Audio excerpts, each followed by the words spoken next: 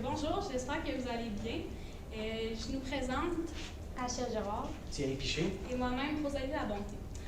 Nous sommes la firme Deux filles, un gars, puisque selon nous, c'est vraiment important de jumeler plusieurs opinions et avis afin de trouver la meilleure solution pour les petits défis. Thierry apporte le talent comptable, moi et Rachel apportons le talent marketing. C'est ce qui fait que nous trouvons la meilleure solution pour votre petit défi. Donc, je vais maintenant passer la parole à ma collègue Rachel Giroir qui va continuer avec le mandat. Donc, merci Rosalie. Je vais maintenant vous présenter le mandat. Nous avons grandement apprécié les responsabilités dont vous nous avez confiées. En fait, il y a 3 éléments qui découlent de ce mandat, principalement de fournir le portrait de l'entreprise, également de faire l'analyse de la rentabilité de votre projet d'agrandissement et aussi d'élaborer des stratégies marketing. Donc, je vais vous parler du plan de la séance. Nous allons débuter avec une analyse FFOM. Nous allons poursuivre avec la présentation du profil stratégique. Ensuite, faire une analyse de la viabilité de votre agrandissement. Aussi, de présenter les stratégies pour garder la clientèle, puis aussi d'attirer de nouveaux clients. Nous allons présenter les indices de performance, le budget aussi, le développement durable, donc tous les aspects qui concernent l'écologique et tout. Puis, nous allons conclure le tout avec certaines recommandations. Donc, je vais vous présenter l'analyse interne et externe de votre entreprise. Je vais débuter avec vos forces. Donc, en fait, votre centre-là, il est vraiment accessible à tous. C'est vraiment bien car vous venez vraiment chercher une clientèle diversifiée, soit les jeunes et les personnes plus âgées. Également, tout votre personnel est expérimenté. Donc, c'est parfait pour votre entreprise afin d'offrir le meilleur, dans le fond, le meilleur service possible là, à votre clientèle. Puis, il y a une grande diversité de services qui est offert, donc c'est vraiment bien. Aussi, certaines faiblesses, par contre, il n'y a aucun cours en ligne qui est offert. Puis, il y a un manque de publication, donc peut-être être plus à jour sur vos réseaux sociaux. Concernant les opportunités, l'industrie de fitness est en pleine expansion, donc c'est vraiment avantageux pour votre entreprise. Puis, de même, les gens de nos jours aiment beaucoup prendre soin de leur santé. Donc, nous avons constaté que vous mettez beaucoup l'accent sur la santé des gens aussi, là, autant que l'entraînement. Fait que c'est vraiment bien. Toutefois, il y a certaines menaces, dont la forte concurrence et le grand avancement de la technologie. J'adresse ma parole à ma collègue Rosalie. Maintenant, je vais continuer avec le portrait de votre entreprise. En fait, vous offriez vraiment de la diversité, que ce soit dans vos programmes d'entraînement ou c'est vraiment adapté à tous les types d'âge. Il y en a pour les plus jeunes, comme il y en a pour les plus vieux. C'est vraiment pour n'importe qui, en fait, qui peut aller là. Donc, par exemple, si vous voulez vous changer les idées ou vraiment si vous avez un objectif précis, comme par exemple faire du poids, être plus en forme, c'est vraiment accessible à tous. Puis, vous êtes vraiment axé là, sur la qualité, l'engagement communautaire, puis l'esprit de communauté. Donc, quand on va à votre gym, on ne se sent pas jugé par les autres. C'est vraiment plus un esprit familial et rapproché.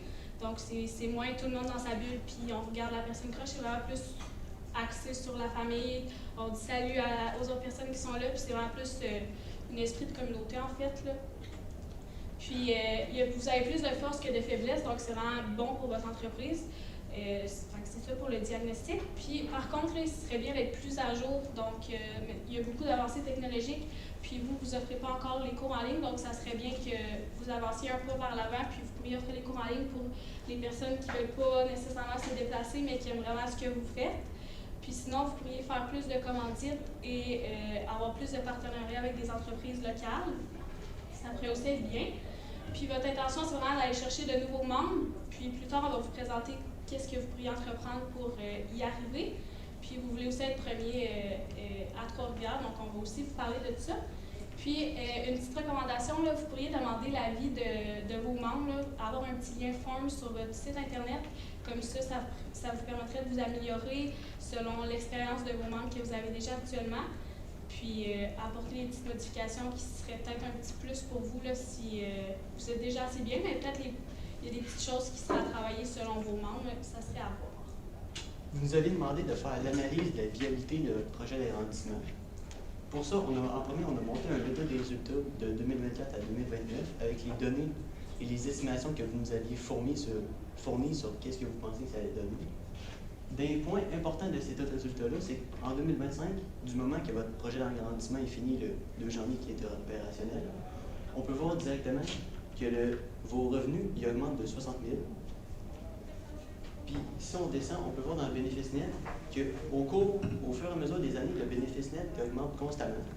Ça fait qu'on voit que la différence entre le bénéfice net de 2029 et 2024, c'est d'à peu près 65 000. Ça nous montre que votre projet d'agrandissement il est réellement pérenne dans le temps et que pour la santé financière de votre entreprise, c'est excellent. Votre bénéfice net il augmente constamment. Ensuite, on a fait une étude, on a calculé les flux monétaires et le fonds de roulement. Ça aussi, il y a beaucoup de signaux verts qui vous montrent que le projet d'agrandissement est pérenne pour l'entreprise. En premier, on peut voir que ça respecte le rendement minimum que vous vouliez atteindre, qui était de 30 % sur la soumission de 200 000 que vous avez eu. En faisant le calcul, ça donne un flux monétaire disponible que vous vouliez avoir qui était minimum de 60 000. Là-dessus, on voit qu'en 2029, vous allez en avoir un de 61 000 et 109 $, ce qui montre qu'encore une fois, l'agrandissement est pérenne. Suite au courriel que vous nous avez averti que la soumission avait changé et qu'elle avait augmenté de 50 000, on a ajusté le flux monétaire et là, le flux monétaire a diminué à 53 000. Ça nous montre que maintenant, votre projet d'agrandissement est moins rentable. Comme on peut le voir, avant, vous deviez seulement atteindre 60 000, maintenant, vous atteignez 75 000 pour que ce soit rentable, pour que ça respecte vos critères de rentabilité. Et aussi, de plus, suite à l'augmentation de 200 000 à 250 000, votre financement, vous seriez peut-être obligé de soit garantir votre maison. Pour cela, on a trouvé diverses solutions. On a trouvé une solution qui va vous permettre d'éviter ça. On va vous la présenter tout à l'heure dans nos recommandations. Je donne la parole à Rosine. Je vais maintenant poursuivre avec les stratégies marketing là, pour l'agrandissement de votre gym.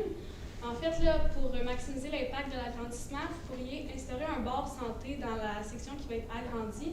Donc, offrir des bols smoothies, des breuvages, des collations pour tous les types de membres. Donc, ça pourrait être vraiment spécifique. Par exemple, les bols smoothies avec plus de protéines, moins de calories pour certaines personnes. Donc, vraiment offrir différentes collations là, pour les différents types de besoins des gens. Puis aussi, là, il serait bien d'avoir une station Aerox. Je ne sais pas si vous savez c'est quoi. En fait, c'est du CrossFit, là, des compétitions de CrossFit qu'on peut faire en équipe ou seul. Donc ça, c'est vraiment populaire ces temps-ci. Donc ça serait bien d'avoir un petit espace pour ça. Puis surtout avec la nouvelle équipement que vous allez avoir, là, les gens seraient très contents parce que je pense pas qu'il y a vraiment d'endroits vraiment dédiés pour le Aerox. Puis il y a beaucoup de gens qui aiment ça faire ça puis qui cherchent ça.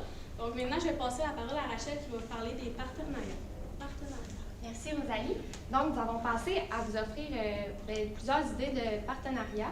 Plus précisément, Sport Expert. Donc, en fait, cette entreprise pourrait offrir dans le fond, tous les clients qui achètent à leur magasin un certain rabais, dans le fond, qu'ils vont avoir au bord santé de votre entreprise. Fait que ça peut vraiment être avantageux pour vous.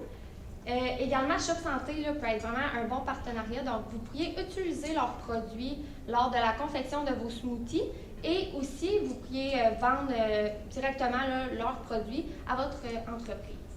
De plus, comme le mentionnait Rosalie plus tôt, avec les Aerox compétitions, donc peut-être s'associer par exemple au Cégep de Trois-Rivières dans le gymnase, puis pourrait vraiment effectuer cette compétition à cet endroit.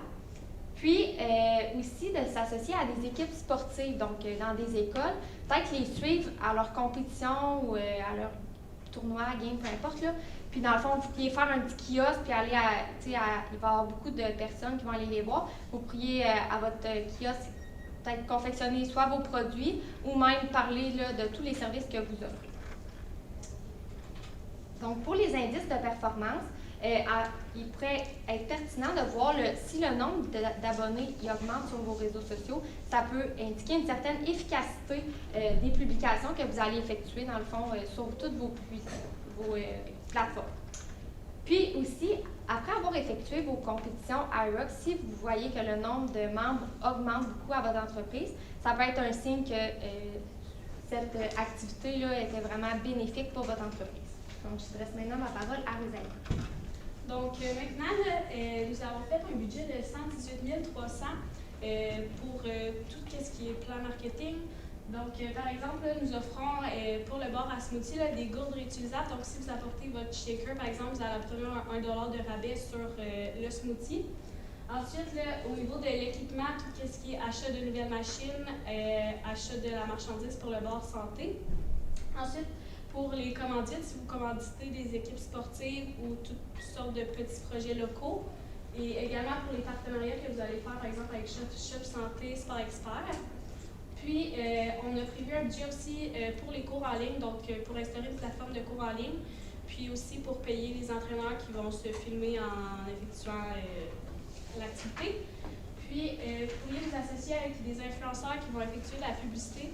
Donc, par exemple, Noémie Petit qui effectue beaucoup de Aerox Competition. Fait que ça pourrait être bien pour vous qu'elle fasse de la publicité pour vous. Puis surtout pour les compétitions Aerox que vous allez peut-être implanter dans votre gym.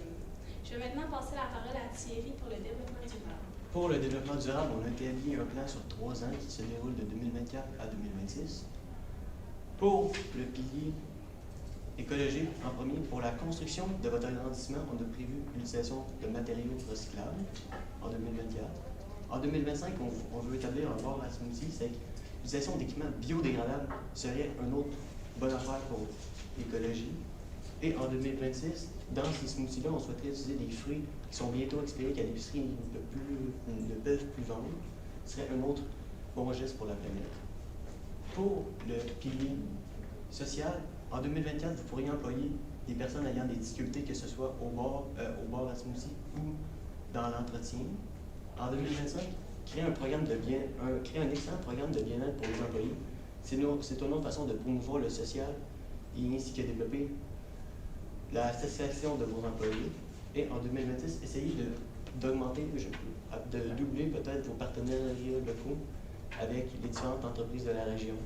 Ce serait une autre bonne méthode pour poursuivre le développement durable que vous appliquez. Là, je laisse ma parole à Rosalie. Donc, je vais maintenant finir avec les recommandations.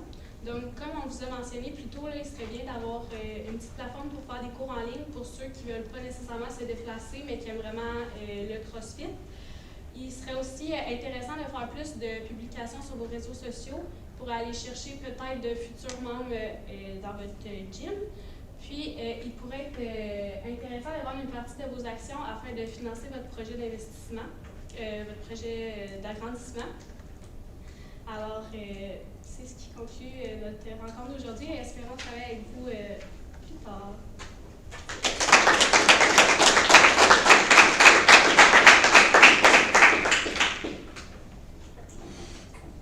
Je peux peut-être commencer.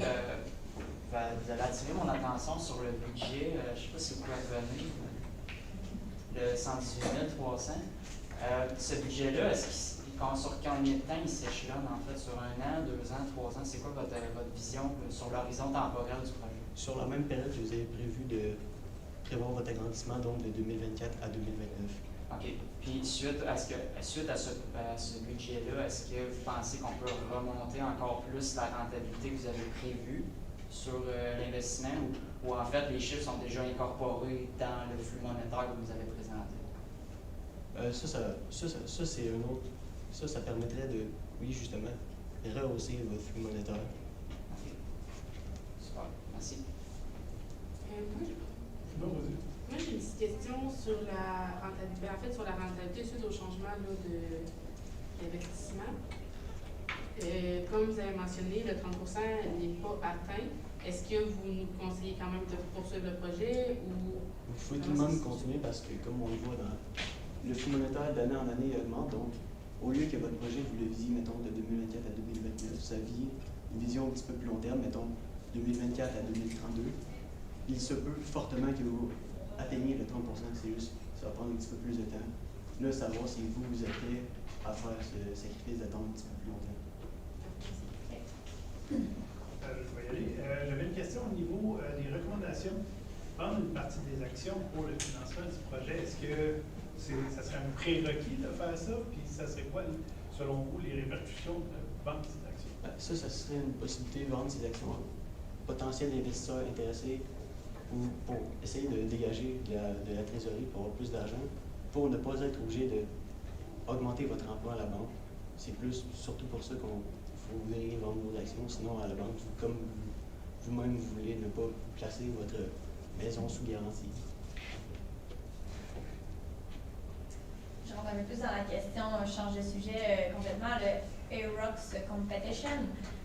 Quand tu dis instaurer des stations, là, je le vois pas encore, là, mais ça veut dire que dans la portion du gym, il y aurait une portion qui serait Aerox, puis on pense être capable d'aller chercher une clientèle plus qui ne fait pas de CrossFit, mais qui viendrait dans le gym chercher ces installations-là? En fait, il y a plusieurs aspects qui se retrouvent dans le CrossFit puis le Aerox. Okay. Donc, ça serait vraiment faire des stations là, comme vraiment si on faisait une compétition, mais moins gros.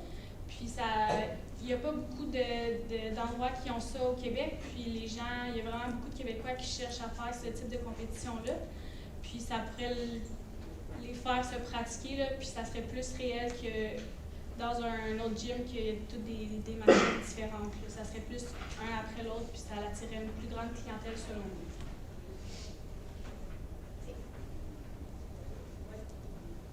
Moi, j'en ai encore sur le 118 300. Parce que dans le fond, bon, si on met ça sur 5 ans, c'est quand même 25 000 par année. Donc, dans vos calculs de rentabilité du projet, est-ce que vous avez ajouté ce budget-là ou pas vraiment, il faut le mettre en plus, donc ça diminue notre rentabilité? Il serait ajouté. Il serait ajouté le 118 300 de 25 000 par année. Fait que dans le calcul que vous avez déjà fait, il est déjà inclus dedans? Non, il n'est pas encore inclus. Il serait à ajouter pour une prochaine rencontre.